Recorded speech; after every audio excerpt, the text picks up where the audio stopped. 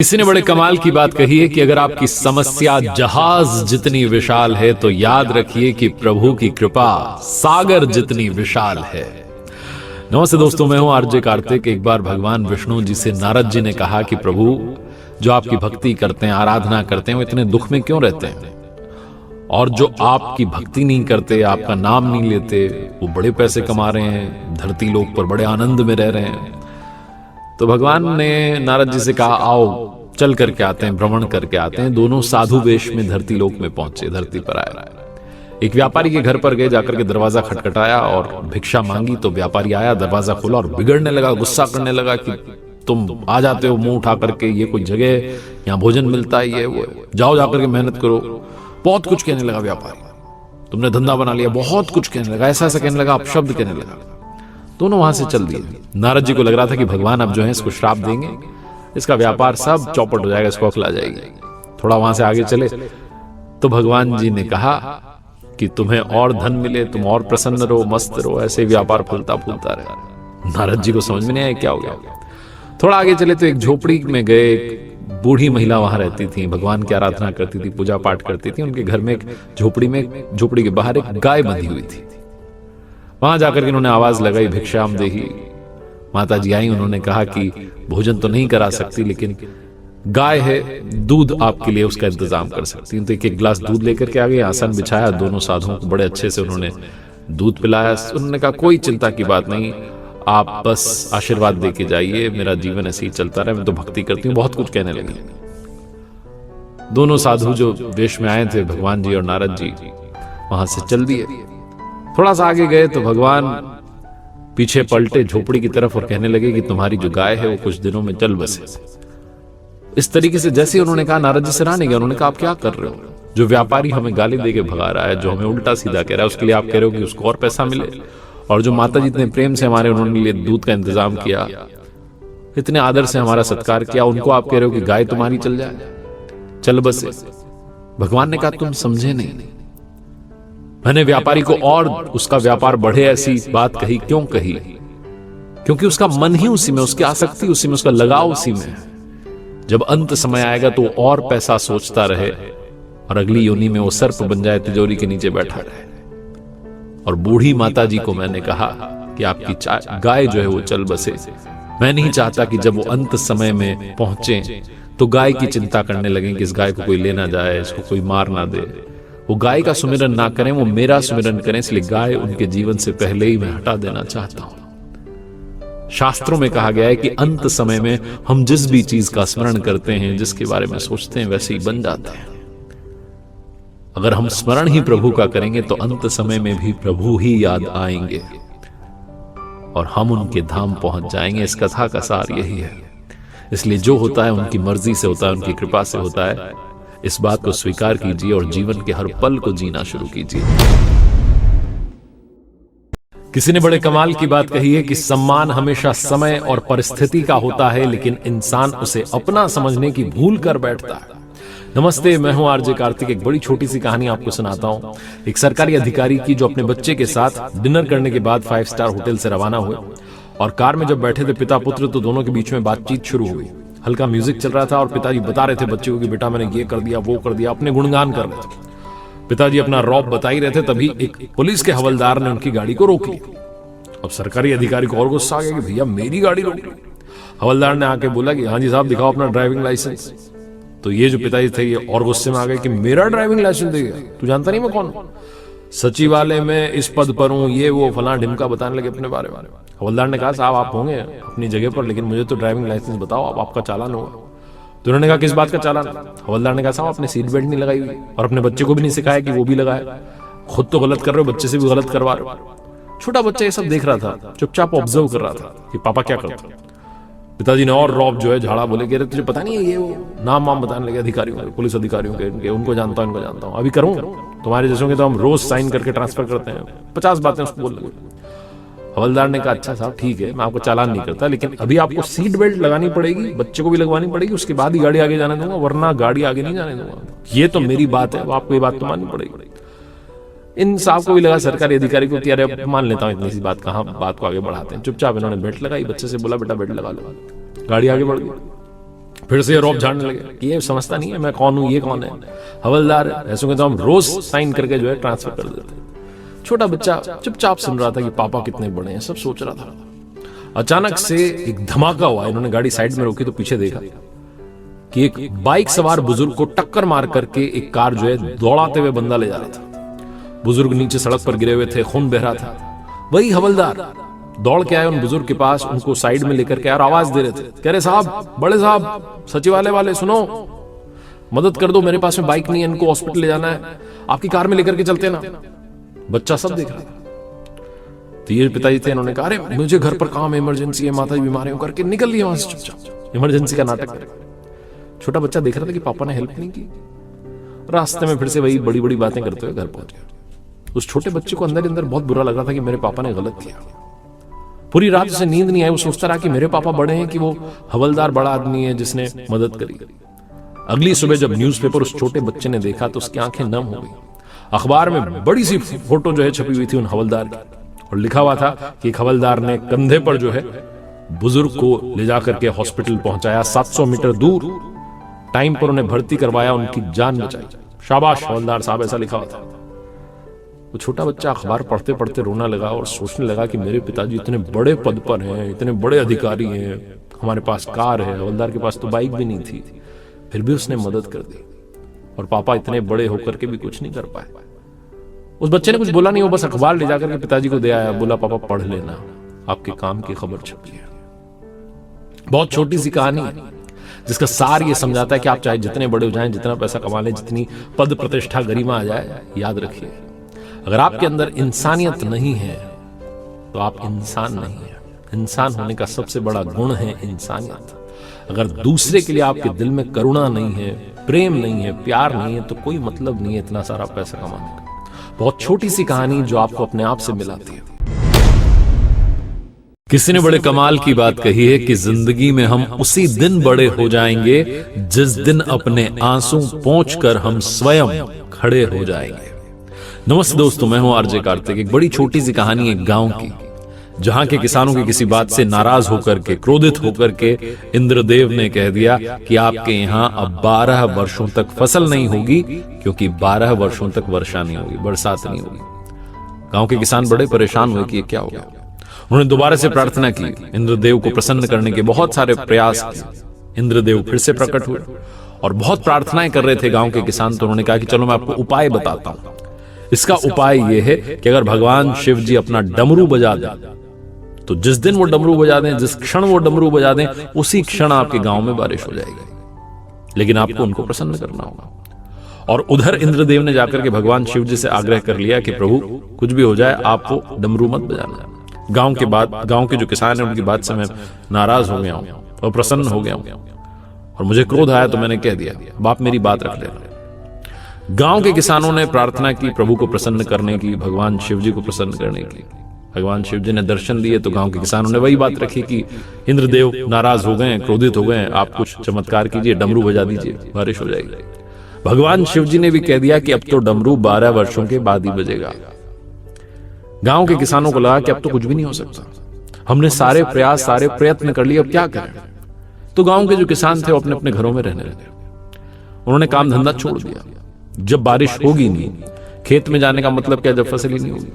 लेकिन एक किसान था जो हर सुबह अपना हल लेकर के चल पड़ता था, खेत को जोतता था, निदाई गुड़ाई सारे काम करता था, जो फार्मिंग के सारे काम। और बाकी के जो गांव के लोग थे, जो किसान थे, वो मजाक उड़ाते थे कि तुम पागल हो गए हो। जब तुम्हें पता है कि 12 वर्षों तक फसल होगी ही नहीं, वर्षा होगी नहीं, तो किस बात को लेकर तुम रोजाना चल देते। तो जो किसान जो कि रोज जाता था अपने खेत में, वो कहता था कि मैं रोजाना जाता हूं ताकि कहीं मैं खेती करना ना भूल जाऊं, किसानी करना ना भूल जाऊं, मुझे याद रहना चाहिए कि खेती कैसे होती है। बस इसीलिए ये जो प्रैक्टिस है, जो अभ्यास है, इसको निरंतर करता चलता हूं। मुझे पता है कि बारिश नहीं होगी, लेकिन मैं अपना काम तो करता रहूं। रोज यही होता था, रोज यही डिबेट, यही वाद विवाद होता था। एक दिन माता पार्वती जी ने ये जो तार्किक चर्चा थी, इसको सुन लिया और तुरंत वो महादेव जी के पास गई, भगवान शिव जी से कहा कि प्रभु, गांव के किसान आपस में बातचीत कर रहे हैं और एक किसान ऐसा है जो रोज जाता है अपने खेत में, वो कहता है कि कहीं मैं किसानी करना ना भूल जाऊं, खेती करना ना भूल जाऊं, इसलिए निरंतर प्रयास करता है। मुझे तो चिंता सता रही है कि कहीं ऐसा ना हो कि आप 12 वर्षों तक डमरू ना बजाएं तो कहीं आप डमरू बजाना ना भूल जाएं। भगवान शिव जी को बात में दम लगा, उन्होंने तुरंत अपना डमरू उठाया ये जांचने के लिए कि बज रहा है कि नहीं। और जैसे ही उन्होंने डमरू उठाया, डमरू बजा, उसी क्षण उसी पल उस गांव में वर्षा हो गई। जो गांव के किसान थे बाकी सारे वो मायूस हो गए, क्योंकि उन्होंने तो बीज बोए ही नहीं थे, फसल होनी कहां थी।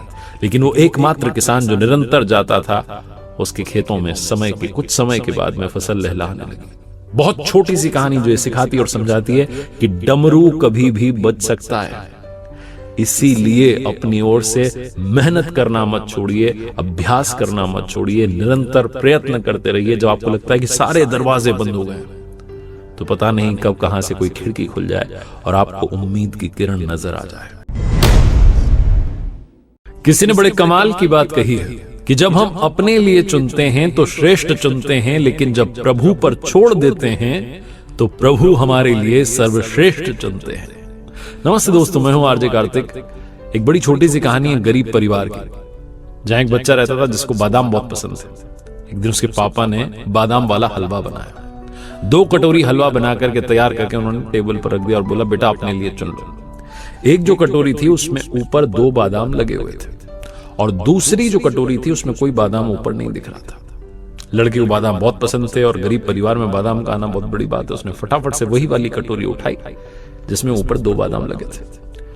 उसने हलवा खाना शुरू किया। पिताजी ने दूसरी कटोरी ले ली, उन्होंने हलवा खाना शुरू किया। कमाल की बात यह थी कि उस लड़के की कटोरी में तो सिर्फ 2 ही बादाम आए जो ऊपर लगे थे, लेकिन पिताजी की कटोरी में अंदर 4 बादाम छुपे हुए थे।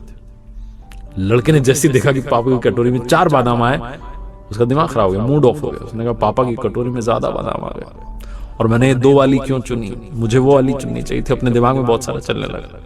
पिताजी समझ गए तो उन्होंने कहा, मेरे बच्चे ध्यान से सुनो और समझो, जीवन में जब तक स्वार्थ की आदत को अपने साथ रखोगे तुम कभी जीत नहीं पाओगे, जीत करके भी हार जाओगे।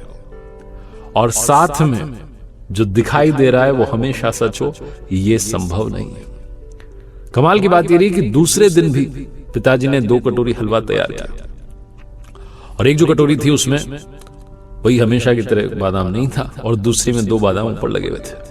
लड़के को पिछले दिन का एक्सपीरियंस याद था, उसको सबक मालूम था, तो उसने अब की बार वो वाली कटोरी चुनी जिसमें ऊपर बादाम नहीं लगा हुआ था, कोई सजा के नहीं लगाया था। वो वाली नहीं चुनी जिसमें ऊपर 2 बादाम लगे थे। तो बिना बादाम वाली जो ऊपर से नहीं दिख रहे थे उसको उठा लिया। उसको लगा शायद अंदर मिलेंगे और पिताजी से कहा, पापा आप ये वाली खाओ।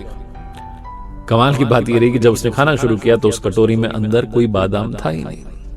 उसके पिताजी को तो 2 बादाम मिल गए लेकिन उसे एक भी नहीं मिला। उसका दिमाग फिर से खराब हुआ, उसे खुद पर गुस्सा आने लगा कि क्या हुआ। तो पिताजी ने समझाया कि मेरे बच्चे, जीवन में जिंदगी हर दिन नया सिखाती है। पिछली बातों का एक्सपीरियंस, अनुभव याद रखना अच्छी बात है, लेकिन उसको ही पकड़ कर बैठ जाना सही बात नहीं है। जिंदगी हर दिन हर पल नई चाल चलती है, उस चाल को समझो, सीखो और आगे बढ़ो। लड़के को समझ में आई बात। तीसरे दिन फिर से पिताजी ने यही प्रयोग किया। उन्होंने 2 कटोरी हलवा तैयार किया। एक कटोरी में ऊपर 2 बादाम सजे हुए थे, दूसरे में कोई बादाम नहीं था। टेबल पर रख दिया और बच्चे से कहा कि बच्चे चुन लो, आपको बेटा कौन सा वाला चुनना है। बेटा क्योंकि 3 दिन से इस प्रयोग में साथ था तो अब की बार उसने फाइनली दिल से कहा कि पापा आप परिवार में बड़े हैं, परिवार में सबका ख्याल रखते हैं, सबसे ज्यादा सहयोग करते हैं, मुखिया हैं परिवार के, आज आप चुनिए आपको कौन सा चुनना है। आप जो छोड़ देंगे कटोरियों में ले लूंगा। पिताजी ने वो कटोरी उठाई जिसमें ऊपर 2 बादाम लगे थे और वो छोड़ दी जिसमें कोई बादाम नहीं था। लड़के ने वही कटोरी उठा ली जो उसके लिए बची थी, जिसमें कोई बादाम नहीं लगा था। जैसे उसने खाना शुरू किया तो अंदर 8 बादाम निकले। लड़का हंसने लगा और पिताजी ने उसको जीवन का सबसे बड़ा पाठ सिखाया कि मेरे बेटे, जब तुम दूसरों का सोचना शुरू करते हो अच्छा अच्छा होना शुरू होता है, और जब तुम प्रभु पर छोड़ देते हो तो प्रभु तुम्हारे लिए सर्वश्रेष्ठ चुनते हैं। छोटी सी कहानी जिसका सार यही कहता है कि जीवन में जो कर रहे हैं शुद्ध मन से कीजिए, शुद्ध अंतःकरण से कीजिए। जब उनकी कृपा बरसेगी तो आपको जो परिणाम मिलेगा वो शानदार, यादगार रहेगा। किसी ने बड़े कमाल की बात कही है कि अंदाजे से ना नापिए किसी इंसान की हस्ती, अक्सर ठहरे हुए दरिया गहरे हुआ करते हैं।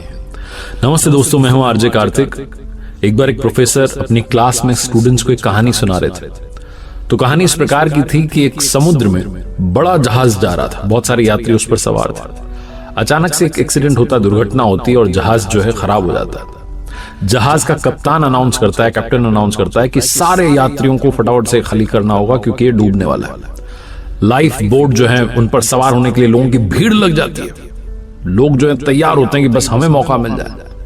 लगभग सारे यात्री सेफली किनारे तक पहुंच भी जाते हैं, रेस्क्यू टीम्स भी आती हैं। लेकिन एक अंत समय आता है जब जहाज बस डूबने वाला होता है, सिर्फ एक ही लाइफ बोट बची होती है। लेकिन जहाज पर दो व्यक्ति थे, एक कपल था, एक युगल जोड़ा था, पति पत्नी। पति जो था वो पत्नी को धक्का देता है, जहाज पर ही रोकता है और खुद कूद जाता है लाइफ बोट पर। और किनारे की तरफ जब जा रहा होता है, जब जहाज डूब रहा होता है, जिस पर वो पत्नी खड़ी होती है, वो चिल्लाती है और कहती है अपने पति से कुछ। तो प्रोफेसर ने अपनी कहानी बीच में रोक करके बच्चों से पूछा कि क्या लगता है, क्या कहा होगा। तो सारे बच्चों ने कहा, मोस्टली ने जवाब दिया कि सर कहा होगा आई हेट यू, मैं तुमसे नफरत करती हूँ, इतना प्यार किया तुमने धोखा दिया। ये किसी ने कहा कि हो सकता है कहा हो कि तुम बड़े सेल्फिश हो, मतलब ही निकले हुए।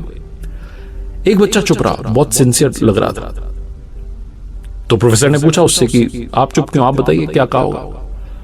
तो उस बच्चे ने कहा कि हो सकता है पत्नी ने अपने पति से कहा हो कि हमारी संतान का ख्याल रखना। प्रोफेसर चौंक गए, उन्होंने कहा सही जवाब है, लेकिन तुम्हें कैसे पता, तुमने कहानी सुन रखी थी। उस लड़के ने कहा नहीं सर, मैंने कहानी नहीं सुनी हुई थी। मेरी बीमार मां भी जब अपने जीवन के अंतिम क्षणों में थी तो मेरे पिता से ही कहा था कि हमारे बच्चे का ख्याल रखना। प्रोफेसर दुखी, उन्होंने कहा कि आपकी बात सही है, जवाब सही है आपका। यही कहा उस पत्नी ने अपने पति से कि हमारी संतान का ख्याल रखना। प्रोफेसर ने कहा लेकिन कहानी भी बाकी है। उन्होंने कहानी आगे बढ़ाई, उन्होंने कहा कि वो जो जहाज था उस पर जो महिला बची थी, वो जहाज बस डूब गया, उस महिला की मौत हो गई। जो पति था वो किनारे पर आ गया, घर पहुंचा, वहां उनकी बेटी थी। उस छोटी बच्ची का लालन पालन किया, उस संतान का पालन पोषण किया, उसे पढ़ाया लिखाया, उसका विवाह करवाया। और समय का चक्र है, उस व्यक्ति की भी जान चली गई, उसकी भी मौत हो गई।